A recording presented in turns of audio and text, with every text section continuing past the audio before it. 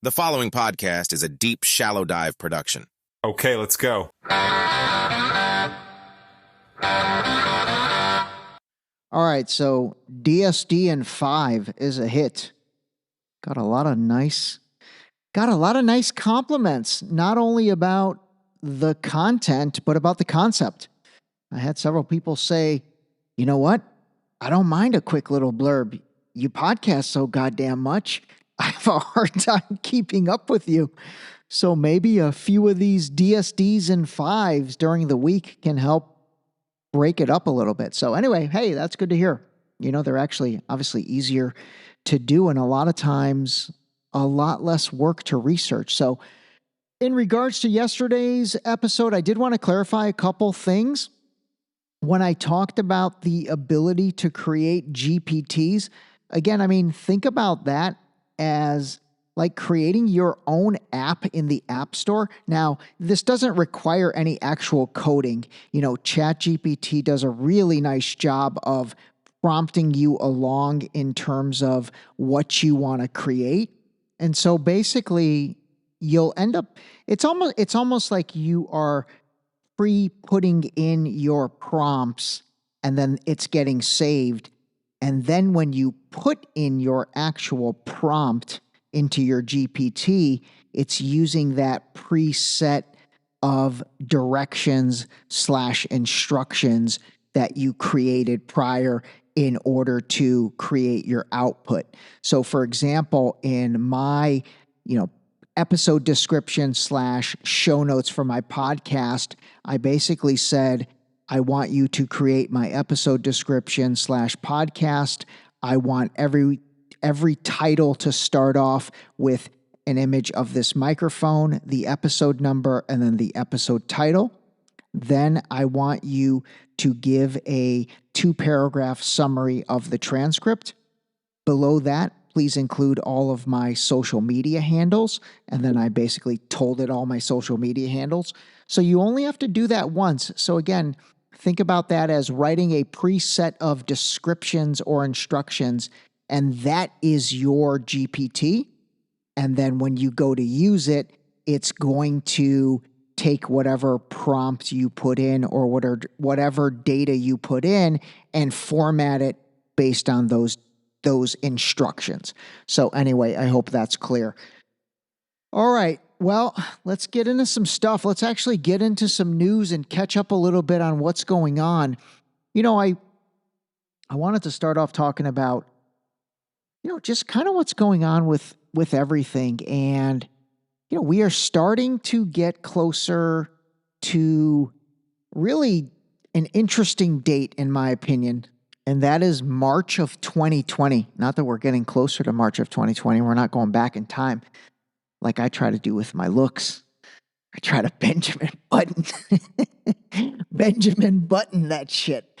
Anyway, no, what I mean is it was either March 13th, 2020 or March 20th, 2020. I should know this because I actually used this in the beginning of my book, but I forget which one of those two dates. But that's when it was that Friday. Remember that Friday that basically the country was told to stay home? And so, we're getting into election time. And if anything major, I'm talking like catastrophic, like COVID is going to happen, chances are that foundation needs to start happening.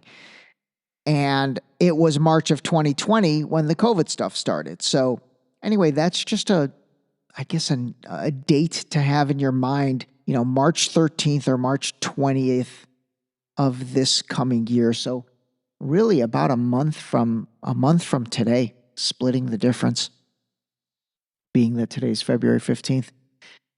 So what's on the table? Let's talk a couple things. One is, war. I mean, war is on the table. You've got Iran as probably the number one candidate for that. And I say that because I don't think China will be the candidate, so to speak. if there is a bigger scale war, because obviously Xi Jinping had just visited San Francisco a few months ago. It's not like relations are that bad there. Now, the only thing with China, the X factor, is Taiwan, which is an independently run, I forget if it's a city-state or even a country, although China would not recognize it as a country. But Taiwan, which is under the protection, so to speak, of the United States, no different than Israel and Ukraine, and they're getting included in these omnibus funding bills, the $95 billion funding bill that just got passed in the Senate, which allocates money for, it's like $60 billion for Ukraine, $17 billion for Israel, and then a bunch for Taiwan. And then last but not least, we're going to give a little money to secure the United States southern border. But then the hilarious part is they pitch that entire bill as a U.S. southern border bill, when of the 4 entities, the U.S. southern border is getting literally the least amount of money. Think about that. And by the way, one more thing on that, and this goes to the Tucker Carlson, Vladimir Putin interview. I actually listened to it again. I know I am a glutton for punishment. I really did. I listened to it again, but I realized the first 2 times I listened to it, I wasn't really paying much attention. Sometimes I'll listen to something that I want to listen to on a podcast, and then I'm on my laptop and I'm realizing I'm not fully focused. I'm not fully engaged. So I listened to it again on a long car drive yesterday. And so, again, I just can't get over. Oh, by the way, on this 3rd time that I listened, honestly, my hat's off to Tucker Carlson even more, because he asked Vladimir Putin some very uncomfortable questions, like stuff that you kind of would be scared to ask that dude if you believe, the stories about him being, completely heartless, a heartless human being. You'd kind of be scared to ask these questions. But man, he asked some really poignant questions. And then I will say there were a few times Putin got off track and he started talking about something else. And then he said, I hope this is okay that I talk about it. And I'm not kidding. Tucker's answer was, it's fine, but I don't understand how this answers my question. So he did not let him off the hook at all. Zero. There were a couple moments, and I'm not kidding, I was driving in my car. I was like, I kind of cringed. I'm like, God damn, dude, man, you're really holding his feet to the fire. I'm impressed with that. I really was. So anyway, last point I'm going to make on that is, in this $95 billion deal that folks like Chuck Schumer, Lindsey Graham, Mitch McConnell, Nancy Pelosi, I keep naming the same usual suspects. These guys all passed it. 60 billion of the 95 is for Ukraine. Okay? Now, let's say we're all like, okay, you know what? That's cool. We're all good with that. Okay, that's fine. But then again, why would you not want to hear from Vladimir Putin? We're basically sending $60 billion to fight him and Russia. So why would you not want to listen to what he has to say to understand whether this is a good investment or if it's not a good investment? Anyway, that stuff drives me nuts. All right, that I want to finish on that. So war being, one of the things that, again, and I guess I'm just looking at things that possibly could disrupt the election. Now, I don't know about canceling the election, but let's say disrupt the election. Do you benefit from there being an armed conflict between the United States and Iran, or are there some other interests that benefit? Cautionary words from President Biden, who says the U.S. shall respond after Iranian-backed militants killed 3 American service personnel and injured at least 30, all stationed in Jordan. Here's a preschooler question. But if we get into a war with Russia, haven't they got nuclear weapons and stuff? And won't it potentially lead to annihilation? Here's another preschooler question. Why are there American service personnel in Jordan. Now, I know there will be complex, convoluted financial globalist reasons to have American citizens that have the bravery and valor to serve their nation with honor being out there in Jordan. But tell me right now, how's it benefiting you in Delaware? How's it benefiting you in Louisiana? And similarly, I would ask the people of the United Kingdom, what benefit is there for you in your sons and daughters, your friends and relatives, your lovers being asked to engage in a war against Russia? Some of the greatest military minds, some of the most ferocious lunatics and egomaniacs and tyrants have pitted their wits against Mother Russia, and all of them come back from that blizzard with the same words: weren't worth it, bruv. But what they didn't say is, that was easy, a war against Russia. We showed them a thing or two. Stay free. You stay free as well, Russell Brand. All right, dude talks so fast. But anyway, that was Russell Brand. Thought I would play that. Interesting. Talked about Iran, talked about Russia, and most importantly, talked about the benefit to you, which is nothing. All right, so at the end of the day, I really don't think a war with Russia is even on the table. We're practically in that through proxy through Ukraine. But a war with Iran, I mean, again, a war, a faux war, whatever you want to call it, could that be on the table? I mean, it could be on the table, but I don't really think a real war is going to happen with Iran. First of all, we've got such a bad precedent with Iraq and Afghanistan.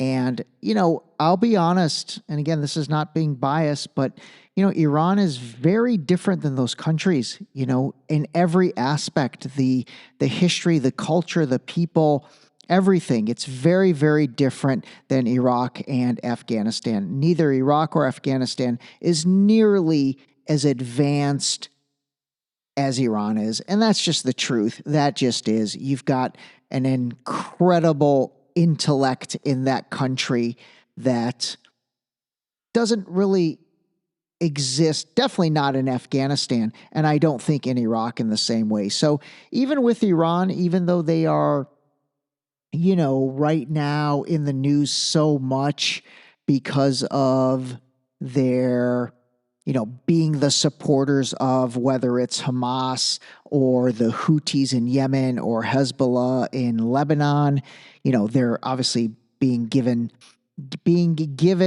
or being credited as the backing to all of that, which, possibly is true. It potentially is true. I don't know.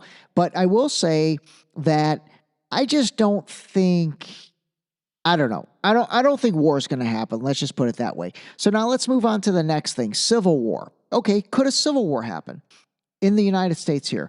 Obviously, you've got the situation that's taking place in Texas, with the southern border, and then Greg Abbott putting up all these barbed wire fences, the National Guard wanting to take them down, the Democrats asking Biden to federalize the National Guard, which is similar to the TV show Designated Survivor on Netflix starring Kiefer Sutherland. That's weird. But this is also, along those lines, even more weird. Give this a listen. 19 states have seceded. The United States Army ramps up activity. The White House issued warnings to the Western forces as well as the Florida Alliance. The three-term president assures the uprising will be dealt with swiftly. Let me know if you want to try anything on. Are you guys aware there's like a pretty huge civil war going on all across America? We just try to stay out. With what we see on the news, seems like it's for the best. All right, so I don't know if any of you have seen previews for this or not, but there's literally a movie coming out April 12th called Civil War. It's literally called Civil War, and it's coming out April 12th. So, I mean, that's weird, but I will tell you it's actually kind of good news because similar to that Netflix movie, Leave the World Behind, starring Julia Roberts, that was executive produced by Barack and Michelle Obama. Honestly, I kind of even got excited about that at first. Well, not excited, but I was like, oh man, that's too weird. That means blah, blah, blah. And at the end of the day, I'll quote myself when I said, if the dots are that easy to connect, they're probably not the right dots. So fundamentally, yeah, that Leave the World Behind story with the Obamas attached to it, it's just too easy to be like, oh my God, that's predictive programming. That's too easy. And then this one as well. So even though there's the situation going on in Texas, which again, a lot of people have talked about how it's going to, is there a civil war coming in America? The fact that they're releasing a movie on April 12th, to me, kind of negates that possibility down the line because, again, it's just too easy. Like, it's just too easy. So that's probably not the answer. And again, when I say the answer, gosh, I hope there is no answer. All I'm trying to do is think about things that could potentially, I guess, affect the election because, again, we're getting into March. We're getting close to March, and it was March 2020 when COVID reared its ugly head. Okay, so yeah, I'm just thinking through this stuff. Now, when I think through things, I sometimes think with my buddy. My buddy Chat GPT.